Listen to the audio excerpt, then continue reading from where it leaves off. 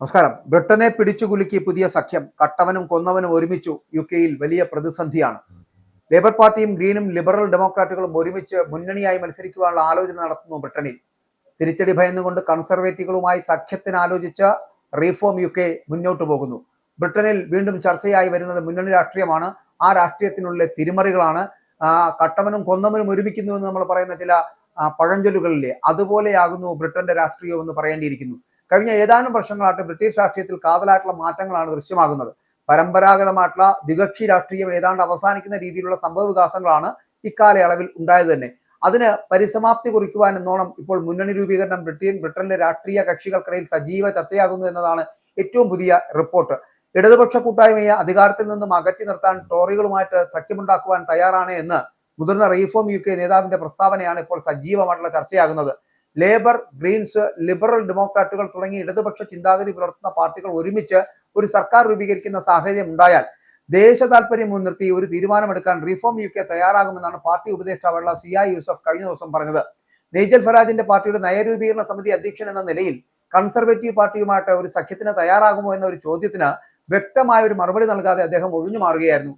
അതേസമയം കൺസർവേറ്റീവ് പാർട്ടിയുടെ ഭരണകാലത്തെ അദ്ദേഹം നിശിതമായി വിമർശിക്കുകയും ചെയ്യുന്നുണ്ട്. എന്നാൽ ഇപ്പോൾ കടുത്ത വിരോധികളാണ് എങ്കിലും രണ്ട് വലതുപക്ഷ പാർട്ടികളും തമ്മിൽ ഒരു ധാരണ ഉണ്ടായേക്കുമെന്ന പ്രതീക്ഷകൾക്ക് ശക്തി പകരുന്നതായിരുന്നു അദ്ദേഹത്തിന്റെ വാക്കുകൾ എന്ന് പറയപ്പെടുന്നത്.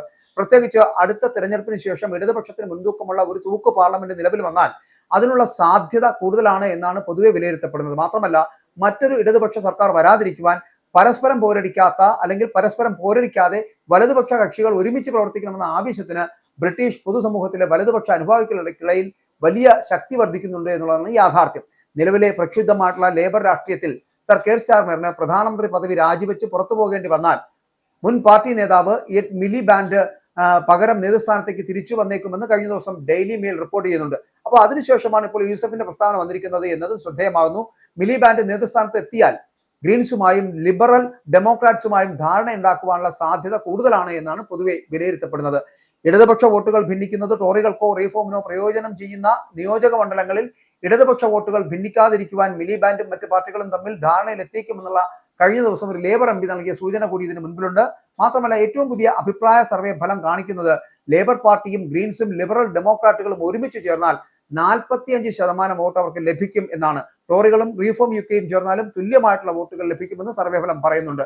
ഇടതുപക്ഷ പാർട്ടികൾ ഒന്നിച്ചാൽ കൺസർവേറ്റീവ് പാർട്ടിയുമായിട്ട് ചേരാൻ റീഫോം യുകെ നിർബന്ധിതമാവുകയില്ലേ എന്ന ചോദ്യത്തിന് അതൊരു സാങ്കല്പിക സാഹചര്യവുമായി ബന്ധപ്പെട്ട ചോദ്യമല്ലേ എന്ന മറുചോദ്യം ചോദിച്ച് യൂസഫ് മുന്നോട്ട് പോകുന്നു. രാജ്യ താല്പര്യം മുൻനിർത്തി തീരുമാനമെടുക്കുമെന്നും പറയുകയാണ് അവർ. എന്നാൽ ഒരു വലതുപക്ഷ മുന്നണി ഉണ്ടാകുമോ എന്ന ചോദ്യത്തിന് വ്യക്തമായിട്ടുള്ള ഉത്തരം നൽകാൻ ആരും തയ്യാറാകുന്നില്ല എന്നാണ്. അതാണ് പറയുന്നത്. ബ്രിട്ടനെ പിടിച്ചുകുലുക്കുന്ന ഒരു പുതിയ സഖ്യ സംവിധാനത്തിലേക്ക് ബ്രിട്ടൻ മാറുന്നു. ഞാൻ ആദ്യം സൂചിപ്പിച്ചതുപോലെ ഒരു പഴമൊഴി വരുന്നത് കട്ടവനും കൊന്നവനുമൊക്കെ ഒരുമിച്ച് നിന്നൊരു ഭരണ സംവിധാനം ഉണ്ടാകുന്നു. അതായത് അധികാരത്തിലേക്ക് എത്തുവാൻ ആരുടെ കൈതാങ്ങുവാനും അതിനും ഒരു കുറവുമില്ല എന്ന് വിശ്വസിക്കുന്ന തരത്തിലേക്ക് ബ്രിട്ടനിലെ രാഷ്ട്രീയ രീതികൾ, രാഷ്ട്രീയ സഖ്യങ്ങൾ രൂപപ്പെടുന്നു. യുകെയിലെ പ്രതിസന്ധി എന്ന് പറയപ്പെടുന്നതും അത് മാത്രമാണ്.